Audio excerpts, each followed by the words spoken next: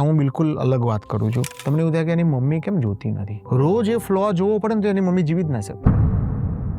વસ્તુ વિચારો, તમારી છે ને કોમ્પ્રિહેન્ડ કરીને રિસ્ક એસેસ કરવાની કેપેસિટી નથી.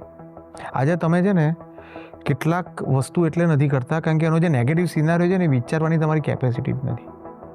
તમે વસ્તુ કરવા માટે કેપેબલ છો, પણ તમે વસ્તુ કરવા જાઓ તો તમારે પ્લાન બી પ્લાન ઝેડ વિચારવો પડે. તમારે વિચારવું પડે કે આમાં આવું થશે. એ વિચાર કરવા માટે તમારું મગજ ટેવાયેલું નથી.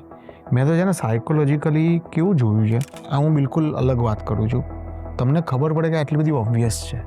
ધારો કે એક છોકરો છે અને એમાં આટલા બધા ફ્લો છે અને તમને ખબર પડે છે, પડોશીઓને ખબર પડે છે, તમને એવું થાય કે એની મમ્મી કેમ જોતી નથી? પણ એની મમ્મી છે ને એ જોવા તૈયાર જ નથી.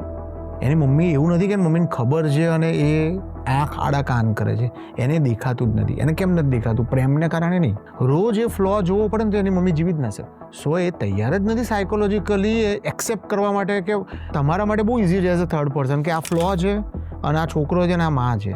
એની માને એ ફ્લો સાથે છોકરા સાથે જીવવાનું છે. જે રોજ એવું વિચારે કે મારા દીકરામાં ફ્લો છે તો કેવી રીતે જીવી શકે? એનું માઇન્ડ છે ને તે વિચારવાનું બંધ કરી નાખે, એ જોવાનું બંધ કરી નાખે. It is so obvious but she cannot see that.